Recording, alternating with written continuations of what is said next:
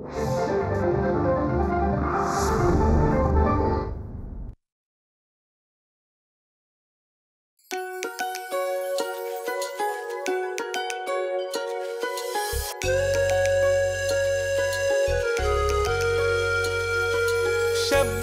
हे विश्व वेगळे,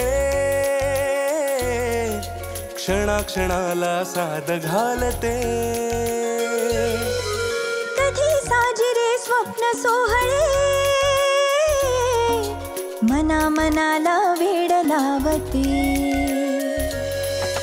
नव्या नव्या या वाटेवरती जगा वेगळी कथा रंगते. पदर धुक्याचा शोधित असता कवितेचे पाऊल वाजते. वाचू आनंदे, वाचू आनंदे, पुस्तकातले अंतरंग हे वाचू स्वानंदे, वाचू आनंदे.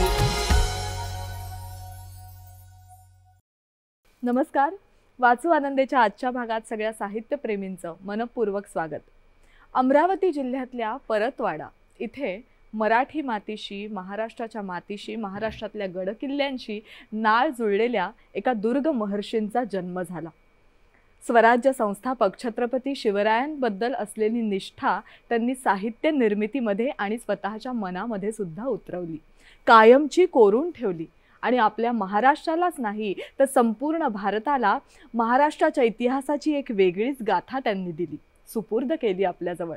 असे साहित्य वाचस्पती दुर्ग महर्षी गो. नि. दांडेकर, अर्थात सगळ्यांचेच आवडते गो. नि. दा. किंवा अप्पा दांडेकर यांच्या साहित्याला समर्पित आजचा हा भाग. आणि त्यांच्या साहित्याचं अभिवाचन करण्यासाठी आपल्याबरोबर आहेत पुन्हा एकदा त्यांची नात आणि सुप्रसिद्ध अभिनेत्री दिग्दर्शिका मृणाल कुलकर्णी आणि अभिनेता विराजस कुलकर्णी. नमस्कार. नमस्कार. पुन्हा एकदा तुम्हा दोघांचंही खूप स्वागत आहे. धन्यवाद. त्यांच्या अनुभव संपन्नतेमुळे आज आपल्याला गोनीदा वाचायला मिळत आहेत आणि गोनीदांचं हे वाचन करण्याचं म्हणजे भाग्य, आज आम्हाला हे सगळं ऐकण्याचं भाग्य तुमच्या दोघांमुळे मिळालेलं आहे. कारण तो वारसाच घेऊन आलेला आहे साहित्याचा सगळा.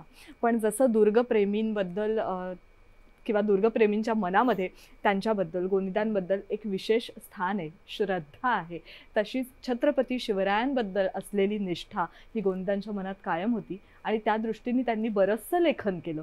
बऱ्याच कथा, कादंबऱ्या किंवा इतिहासातल्या अनेक गोष्टींचा अभ्यास करून अभ्यासपूर्ण माहिती पुस्तकाच्या रूपात आपल्याला दिलेली आहे. तर अशाच काही गोष्टींचा, रचनांचं वाचन आज आपल्याला करायचं आहे. सुरुवातीला मृणालताई, तू काय वाचतेस? एक त्याच्या आधी किस्सा सांगते. बरं. आपण पहिल्या एपिसोडमध्ये ज्यांचं नाव घेतलं ते परम आदरणीय बाबासाहेब पुरंदरे आणि आप्पा माझे आजोबा गो. नि. दांडेकर, हे दोघंही जण जीवलग मित्र. दोघांच्या मैत्रीचा मूळ भक्कम धागा काय तर शिवप्रेम, आणि ओघानीच आलं ते किल्लेप्रेम. दोघांनाही भटकंतीची अतिशय आवड. दोघं ज्या काही प्रकारे फिरू शकतील गड किल्ल्यांवर तसे फिरायचे. मग ती सायकल असेल, ST असेल, कोणाची गाडी मिळाली तर गाडी असेल, रस्त्यात हात दाखवून ट्रकमध्ये चढून किल्ला. पण ही माणसं ही गड किल्ल्यांच्या प्रेमासाठी त्यांना कोणी वेडं म्हटलं तरी सुद्धा ते वावगं ठरणार नाही, अशा पद्धतीची ही दोन माणसं होती. त्यांच्याबद्दलचा एक घडलेला प्रसंग जो बाबासाहेब पुरंदऱ्यांनीही लिहून ठेवला आहे, आप्पांनीही लिहून ठेवलेला आहे, आणि तो किस्सा इथे सांगितल्याशिवाय मला राहवत नाही. दोघंजण असेच भटकत होते. विशाळगड ते पन्हाळा हा अतिशय गाजलेला किस्सा आहे. तो बाबासाहेबांनीही लिहून ठेवलेला आहे, आप्पांनीही लिहून ठेवलेला आहे.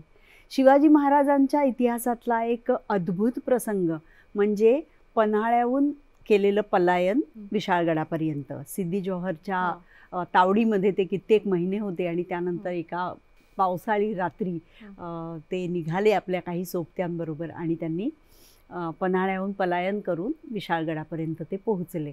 अत्यंत रोमांचकारी हा प्रसंग इतिहासातला, आणि बाबासाहेब आणि आप्पांना तो पुन्हा पुन्हा जगायला अतिशय आवडायचा.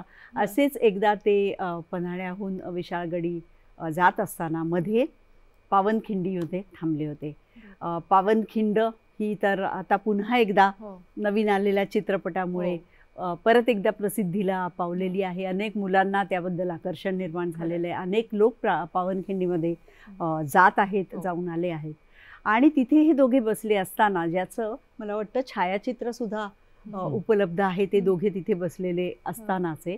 आणि तेव्हा बाबासाहेबांनी आणि अप्पांनी ज्या काही शिवकालाविषयी गप्पा मारल्या, तेव्हा बाबासाहेबांनी अप्पांना असं म्हटलं की तुम्ही मला एक वचन द्या. तर अप्पा म्हणाले काय वचन? तर म्हणे आधी दिलं असं म्हणा. तर अप्पा म्हणाले ओ दिलं. आणि काय वचन? तर तुम्ही शिवकालावर 5 कादंबऱ्या लिहा. बरं. आणि अप्पांनी वचन तर आधीच दिलं होतं आणि या परममित्राला दिलेलं हे वचन त्यांनी पूर्ण केलं. शिवकाळाविषयी 5 कादंबऱ्या त्यांनी लिहिल्या. आणि या कादंबऱ्यांमध्ये काय काय आहे तर हा संपूर्ण शिवकाळ म्हणजे केवळ त्याच्यामध्ये शिवाजी महाराजांच्या आयुष्यात घडलेले प्रसंग नाहीत, तर त्यांना ज्या ज्या सख्या सोबत्यांनी मदत केली त्यांची चित्रणं ह्याच्यामध्ये आहेत, किंवा काही महत्त्वाचे प्रसंग त्यांच्या आयुष्यात घडलेले, पण त्यात कोणी कोणी त्यांना साथ दिली, कोणी कोणी त्यांच्यासाठी खूप महत्त्वाची कामं केली, अशा सगळ्यांविषयी यामध्ये त्यांनी लिहिलेलं आहे.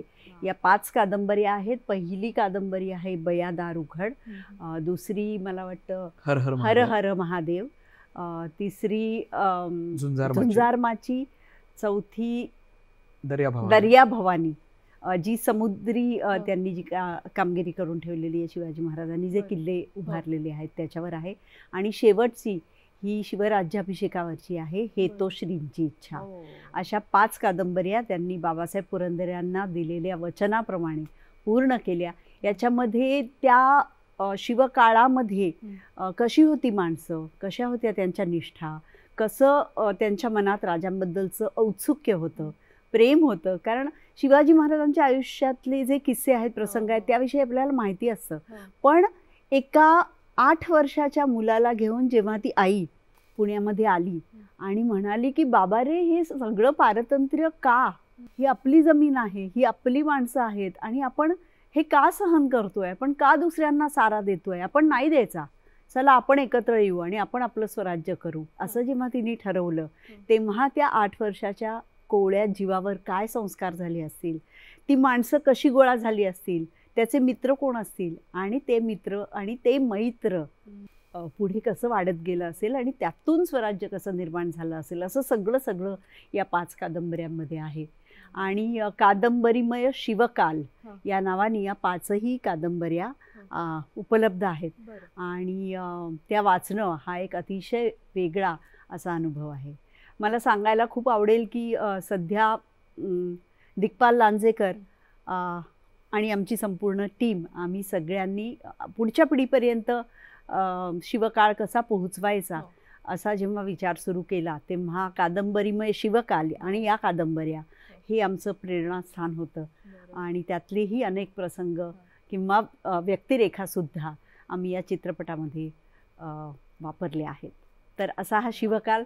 यातले आज 2 उतारे आपण वाचणार आहोत.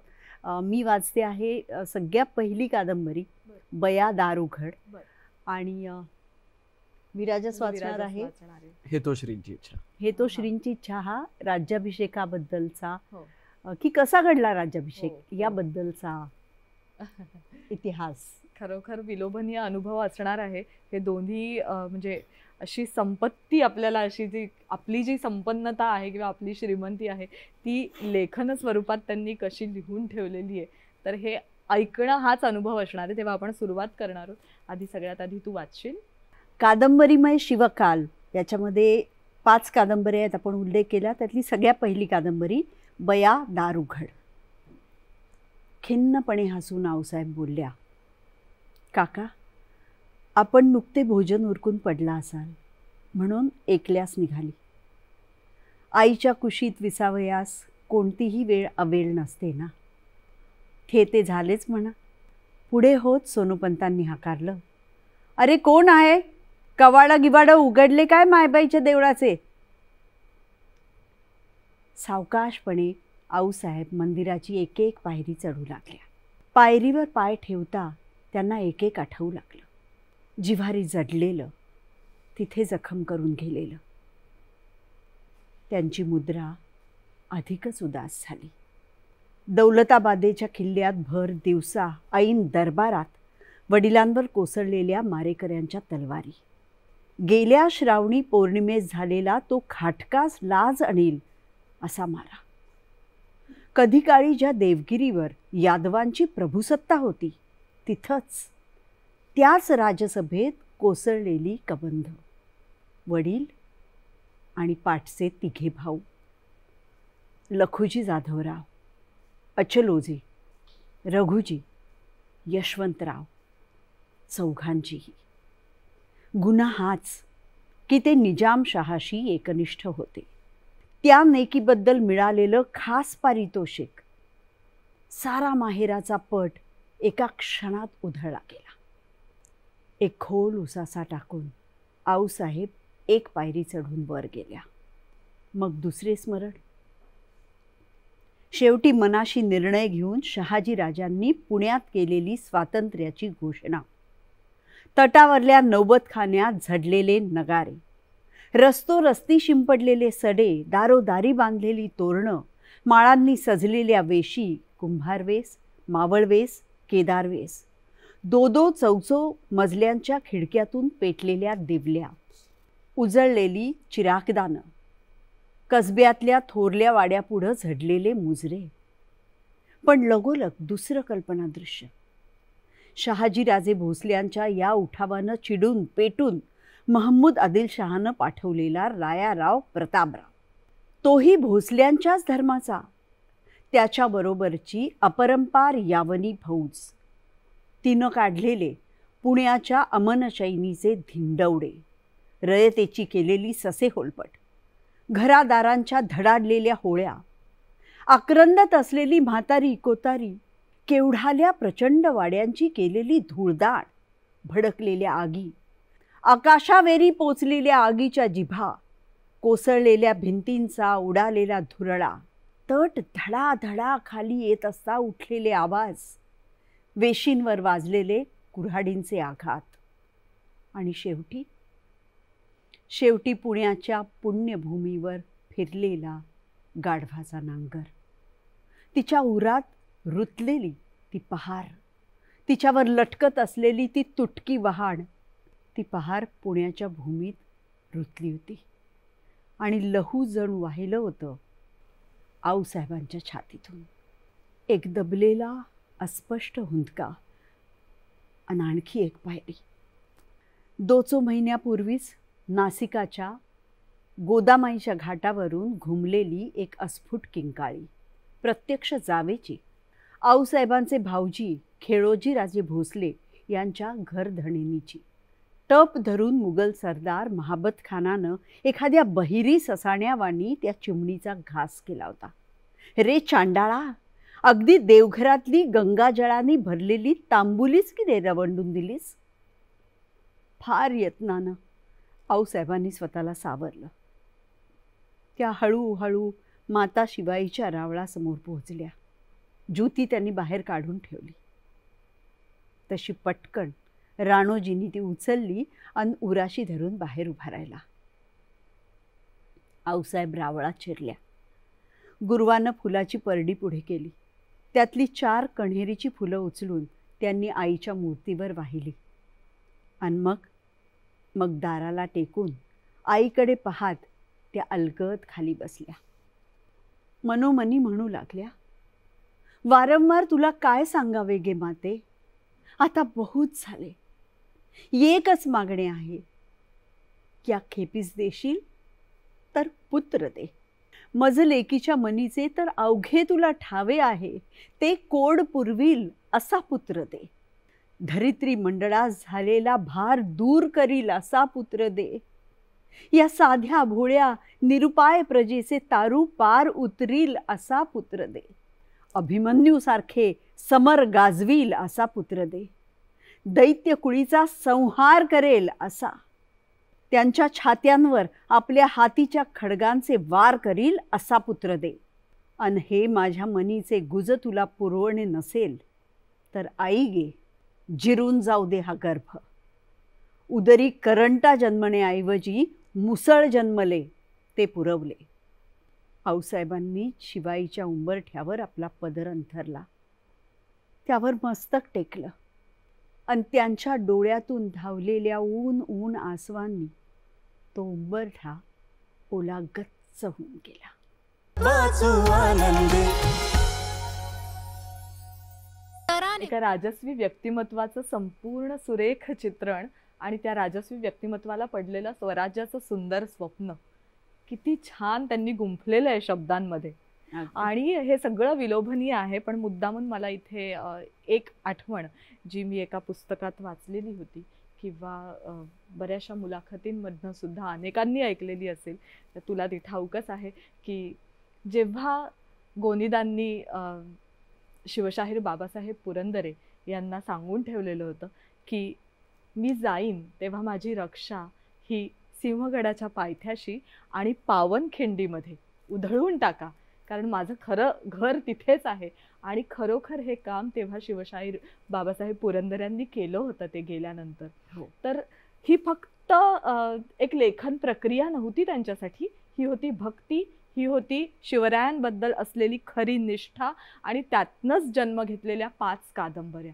तर फक्त 5 कादंबऱ्या नाही, त्यांचं संपूर्ण आयुष्यच त्यांनी शिवरायांप्रती अर्पण केलं होतं. आणि त्यातलाच सगळ्यांचाच अभिमानाचा बिंदू किंवा सगळ्यांचाच उत्कटतेचा बिंदू म्हणजे शिवराज्याभिषेक. तर तो तू आता वाचतोयस. हेतोश्रींची इच्छा, शिवराज्याभिषेक सोहळा. ती गर्दी कशीबशी चिरत हेनरी ऑक्झेंडन आणि त्याच्याबरोबरचे लोक बाजारपेठेत पोचले. दुकान क्वचित एखादंच उघडं होतं. नवी कांबरुणं पांघरून अवघे बालेकिल्ल्याकडे निघाले होते. होळीच्या माळावर पोचताच तिथलं दृश्य पाहून हेनरी चकित झाला. एका अंगास पावकांची पथकं, त्यांच्या कमरेस तरवारी, पाठीवर ढाली, हाती बासंडे, कमरेस जामे, डुयांवर कंगणीदार पागोटी, तंग सुरवारी. एवढं थोरलं ते सैन्य, पण तिळा एवढी अव्यवस्था नाही. सगळे शिस्तीत उभे. आनंद उल्हासानं त्यांच्या मुद्रा उजळलेल्या खऱ्या, पण तो उल्हास उतू जात नाही. हशामानं नगारखान्याखालून हेनरीच्या तुकडीला आत नेलं. एवढ्या उंचावर, एवढ्या दुर्गम स्थळी हे असलं प्रसन्न वैभव उपस्थित असेल अशी कल्पनाही त्याने केली नव्हती. सगळा परिसर माणसांनी तुडुंबला होता. निराजी पंडिताचा दुय्यम यास सामोरा आला. त्यानं यास एका अंगास उभं केलं आणि तो सगळं समजावून देऊ लागला. यांचं कुतूहल पुरवू लागला. धनी आता येण्यातच आहेत. 5-10 पळातच ते येतील. अलीकडे ते घंगाळ दिसते, ते घटिका पात्र आहे. ते भरताच मुहूर्त वेळ होईल. हा मंडप मुद्दाम या प्रसंगासाठी उभारला आहे. आंब्याची पानं आणि फुलं यांनी तो सजवायची इकडे पद्धत आहे. तो जो चौथरा तो कायमचा, त्यावर ते सिंहासन, त्यासाठी 32 मण सोनं खर्ची पडलं. त्यावर झळाळतायत ते सर्व खडे खरेच आहेत, नकली नव्हेत. सिंहासनाभोवती ती मेघडंबरी, ती लाकडी आहे. उजवी डावीकडे जागा दिसते ती राजस्त्रियांसाठी. त्यांचे येणे सुरू झाले आहे. त्या दोघी चौघींनी हात धरून आणल्या त्या जिजाऊ साहेब. होय, त्या बहुत थकल्या आहेत. ते सिंहासनाभोवताली हाती झाकलेली सोन्याची ताटे घेऊन उभे आहेत ते अवघे राजसचिव, मोरोत्रंबक मुख्य प्रधान, रामचंद्र नीलकंठ अमात्य, ते रावजी पंडितराव, ते हंबीरराव मोहिते सेनापती, ते वाकनीस, ते डबीर, ते सचिव, ते निराजी पंडित न्यायाधीश. भोवताली तो ब्राह्मवृंदांचा मेळा. सिंहासनाच्या खालच्या जागी पटांगणात थेट इथवर उभे आहेत ते अवघे सरदार, शेट्टी, देशमुख, देशपांडे, वतनदार, पाटील, कुलकर्णी आणि बाकी जे अगणित आहेत ते देशभरातून आलेले मराठे. हा हुशार, ते भालदार चोपदार बिरुदे गरजत आले.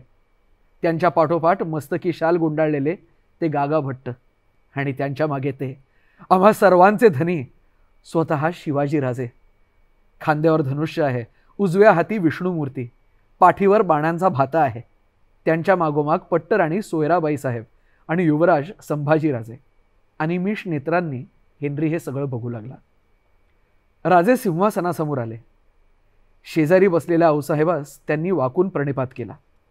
गागा भट्ट आणि बाळम भट्टास त्यांनी वंदन केलं. घटिका पात्र बुडालं आणि तो धन्यतेचा क्षण येऊन उभा ठाकला, ज्याची हात दगड धोंड्यांचा देश गेली अनेक शतकं वाट पाहत होता. मायबोली मराठी भाषा, मराठी आचार विचार, मराठी संस्कृती आणि महाराष्ट्र धर्म ही अवघी बापूडवाणी होऊन पापण्यांच्या दारवंट्यात उत्सुकतेच्या दिवल्यात तेववून ज्यासाठी ताटकळत होती. किती शामुखी जहाजी फाकविल्या, किती सुंदरा हाल होऊन मेल्या, त्या सर्वांचे पुण्यलोकी जाऊ न पावलेले अतृप्त आत्मे असह्य यातना भोगीत ज्यासाठी असुसलेले होते. किती किती संत महतांनी आपापल्या तपश्चर्या ज्यासाठी अर्पिल्या होत्या. कित्येक आईच्या पुतांनी आपापली तुच्छ शरीरं ज्या एका मुहूर्ताच्या उगवण्यासाठी अनेकानेक स्वातंत्र्य योद्धांची कबंध तळहाती शिरं घेऊन झुंजता झुंजता ज्यासाठी समरभूमीवर खर्ची पडली होती. रंजल्या गांजल्यांचे आक्रोश त्यांच्या दबलेल्या कंठातून न फुटता ज्यासाठी इतकी वर्ष घुसमटले होते, ज्यासाठी व्रत, वैकल्य, तीर्थाटन, तपश्चर्या किंबहुना अवघ्या उत्सुकता ज्यासाठी ताणल्या गेल्या होत्या, अवघे सत्यसंकल्प ज्यासाठी उच्चारले गेले होते, अवघी पुण्य ज्यासाठी समर्पित केली गेली होती, तो शुभमुहूर्ताचा मुकुटमणी, तो स्वातंत्र्य सूर्याचा उदयकाल, स्वर्गींच्या देवतांच्या यक्षगंधर्वांच्या साक्षीनं तो दैदिप्यमान क्षणार्ध उलटला. आणि कृतज्ञतेच्या भारानं भारावलेली पावलं टाकीत तो मराठ्यांचा अतिशय आवडता राजा सिंहासनाजवळ पोहोचला. त्या क्षणी त्याच्या मनी लक्ष लक्ष वादळं उठली आणि विजली. त्या सर्वांवर ताबा मिळवून त्या धीरगंभीरानं कृतज्ञतेच्या भारानं मस्तक पळभर लववलं. त्या सर्व जीवलगांचं स्मरण केलं की जे या पवित्र क्षणी उपस्थित नव्हते. त्या सर्व स्वातंत्र्य योद्ध्यांना वंदन केलं की ज्यांच्या बलिदानामुळं ही अमृतवेला स्वप्नातून प्रत्यक्षात अवतरली होती. आणि मग जिथून आवडता राजगड स्पष्ट दिसत होता त्या सिंहासनास पाय न लावता त्यावर तो आरूढ झाला. गागा भट्टांनी वैदिक मंत्र म्हणायस प्रारंभ केला. ओम महते क्षत्राय महते आधिपत्याय महते जानराज्याय शवो भरतो राजा सोमोस्माकं सज्जनानां राजा. हातीचं रत्नजडित रेशमी छत्र त्यांनी राजांच्या मस्तकी धरलं आणि घनगंभीर स्वरात ते गर्जले. क्षत्रिय कुलावतंस महाराज सिंहासनाधीश्वर राजा शिवछत्रपती की जय हो. तक्षणी शिंग, कर्णे, तूरबंबाळ, चौघडे यांचा एकच गर्दघोष झाला. ठासून ठेवलेल्या तोफांचे दुडूम दुडूम बार झाले. बरकंदाजांच्या बंदुका सुटल्या. जणू धरणी कंप व्हावा ती गत झाली. न कळत हेनरीचं मस्तक शिवछत्रपतींसमोर झुकलं आणि मग अवघा आनंद कल्लोळ उसळला. सारी सभा वारंवार गरजू लागली. छत्रपती शिवाजी महाराज की जय. तिथं जमलेल्या दशसहस्र कंठातून दशसहस्रदा हा नाद फुटला. तो अवर्णनीय आनंद कसा व्यक्त करावा ते कळेना झालं. मावळे एकमेकास मिठ्या मारू लागले. डोळ्यांवाटे वाहणारी आनंदाची आसवे पुशीत एकमेकांच्या हातावर टाळ्या देऊ लागले. उपरणी शेले आकाशात उडवू लागले. भुजा थोपटू लागले. शड्डू ठोकू लागले आणि गरजू लागले. छत्रपती शिवाजी महाराज की जय. सभाजनांनी राजांवर फुलांची वृष्टी केली. सोन्याची फुलं, रुपयांची फुलं, भाताच्या लाह्या, अक्षता, गुलाल, सगळं सभास्थान त्या फुलांच्या वर्षावानं गच्च होऊन गेलं. भाट वैताली गाऊ लागले. शाहिरांचे ढब खणखणू लागले. तुणतुणी टुईटुई करू लागली. हलग्या कडाडू लागल्या. नर्तिका नाचता नाचता त्यांच्या पायींची घुंगरं सुटली तरी त्यांना त्याचं भानच नाही. ब्राह्मणांनी मंत्रपुष्पांजलीचा घोष सुरू केला. ओम स्वस्ति साम्राज्यम भोज्यम स्वराज्यम वैराज्यम पारमेष्ठम. त्यांनी इतका चढास्वर लावला की आता वरचं छत त्यामुळे उडणार की काय असा भास होऊ लागला.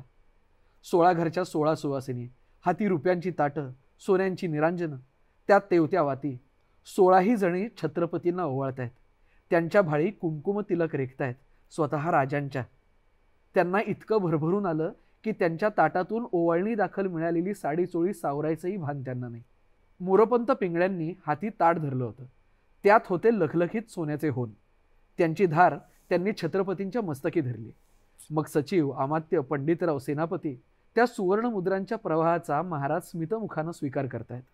मग नजराणे, कुणी भरजरी वस्त्र, कुणी मलमल, गजनी, शेले, पागोटी, मशरू, शाली, सखलाद. नजराण्यांचं ताट राजांसमोर आणलं जाई. त्याला ते हात लावीत. कोठावळ्या जमा करी.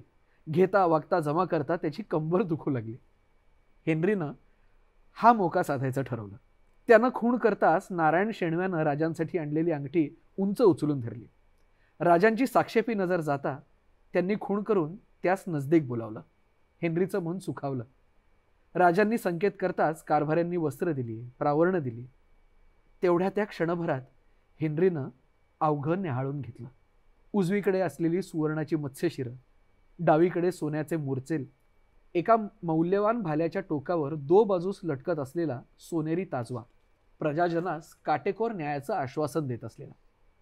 अवघ्या देवतांची दर्शनं घेऊन जययात्रा बालेकिल्ल्यात परतली आणि विसर्जित झाली. आता उरलं होतं एक दैवत, मात्र दैवत. छत्रपती राणीवशात काशीबाई साहेबांच्या वाड्यात शिरले. दासी भटकींची एकच धावपळ. आऊसाहेबांपर्यंत वार्ता पोहोचली. एकी दो जणींच्या आसऱ्यानं त्या थरथरत उभ्या राहिल्या. उंबरठा वलांडीत छत्रपती आत आले. ते धन्य झाले, जवळ पोचले. तो आश्चर्यानं त्यांचं मन तुडुंबलं. केळीसारख्या कापत आऊसाहेब वाकून मुजरा करीत होत्या. त्यांचे दोन्ही बावटे धरून छत्रपतींनी त्यास पुसलं. हे आपण काय करत आहात आऊसाहेब? हलत्या क्षीण स्वरात अस्पष्टपणे आऊसाहेब म्हणाल्या, राजे, आता आपण सिवबा राहिला नाहीत, छत्रपती झाला आहात. शेष सर्व आपली प्रजा. तेव्हा प्रजेने जे करावयास हवे ते आम्हास करू द्या. नवलानं छत्रपतींनी पुसलं. छत्रपतीस आई नसते काय? आऊसाहेब हसल्या. आम्हास मालूम नाही, कारण आम्ही छत्रपती नाही. मात्र आम्हास एवढे ठावे आहे की पुत्र छत्रपती झाला की त्याचे लेखपण संपते. तो केवळ छत्रपती रूपानेच उरतो. राजे, आम्हास एक गोमटे मूल होते, नवसायासांचे. त्या वेगळे आम्हास कोणी नव्हते. ते आम्हास बहुत बहुत हवे होते. पण आम्हापेक्षा धरतीला त्याची अधिक गरज होती. तिने ते आम्हापाशी मागितले, आम्ही दिले. रित्या झालो. आता हे रितेपण आम्हास मुक्त मनाने अनुभव द्या. त्याच्या आड येऊ नका. आऊसाहेब पुन्हा खाली वाकणार. तो छत्रपतींनी त्यांना घट्ट मिठी मारली. पुटपुटले, आऊसाहेब, आऊसाहेब. वाचू आनंदी. केवळ नतमस्तक होता येईल असा हा क्षण होता, किंवा अशा प्रकारचं लेखन होतं. याची आणि- एक आठवण सांगतो. हां. म्हणजे ह्याचे आम्ही अभिवाचनाचे कार्यक्रम करायचो. हे प्रसंग वाचता यायचे, अनुभवता यायचे. ह्याचं हे तर भाग्याचीच गोष्ट आहे. हां. पण त्याहीपेक्षा एक खूप खास क्षण ह्या कादंबरीने दिला. तो म्हणजे दरवर्षी राज्याभिषेक दिनी एक सोहळा रायगडावर साजरा होतो. हो. त्यात एका वर्षी हा प्रसंग जिथे घडला त्या छत्रपती शिवाजी महाराजांच्या दरबारात बसून, त्यांचं सिंहासन जिथे होतं त्या चौथऱ्याच्या समोर बसून ही कादंबरी आणि हा प्रसंग आम्हाला रात्री वाचता आला होता. म्हणजे महाराज आले कसे असतील, ते कुठून आले असतील, ते कसे बसले असेल, हे अगदी डोळ्यासमोर उभं राहत होतं. कारण ते तिथेच घडलं होतं. म्हणजे अगदी. या गडांवर गेल्यावर अनेक वेळा असं कुठेतरी वाटतं की आपण कदाचित छत्रपतींच्याच पावलांवर पाऊल ठेवत असू का? आता आपण जिना चढताना इथं हात ठेवला, इथं महाराजांनी कधी हात लावला असेल का? त्यांचा स्पर्श असेल तिथे. तर हे वाचताना मात्र ही खात्री होती की हे जे घडलं हे इथेच घडलं. महाराज इथूनच चालत गेले, तेव्हा असाच गर्दगोष झाला असेल, असंच इथं सगळ्यांनी त्यांच्या नावाचा जय जयकार केला असेल. त्यामुळे तो एक अनुभव मी कधीच विसरू शकणार नाही. माझे वडील डॉक्टर विजय देव, आई डॉक्टर वीणा देव, माझे पती ॲडव्होकेट रुचिर कुलकर्णी, विराजस कुलकर्णी आणि माझी बहीण मधुरा देव हे या कादंबऱ्यांचं वाचन करायचे. आणि या निमित्ताने आम्हाला लोकांपर्यंत हा शिवकाळ पोहोचवता आला आणि त्याचा आम्हाला सगळ्यांना अतिशय आनंद आहे. असं ना, एखाद्या लेखकाच्या कुटुंबियांनी त्याच्या लेखनाचं वाचन करणं आणि त्याचे हजाराहून जास्ती प्रयोग होणं, हा पण एक अपूर्व योग आमच्या सगळ्यांच्या कुंडलीतला म्हणता येईल. आणि त्या अपूर्व योगाचा काही अंश आज आम्हाला वाचू आनंदेच्या या भागात सुद्धा मिळालेला आहे. खरोखर हा आनंद आणि तो अंगावर शहारे आणणारा, अर्थातच आनंदाचे शहारे आणणारा तो क्षण अंगात झिरपून देऊया. आणि या भागाची सांगता करताना इथेच मी आपल्या दोघांचीही रजा घेते. मात्र पुढच्या भागातही आपण गोनीदा वाचणार आहोत. पुन्हा भेटूया पुढच्या भागात.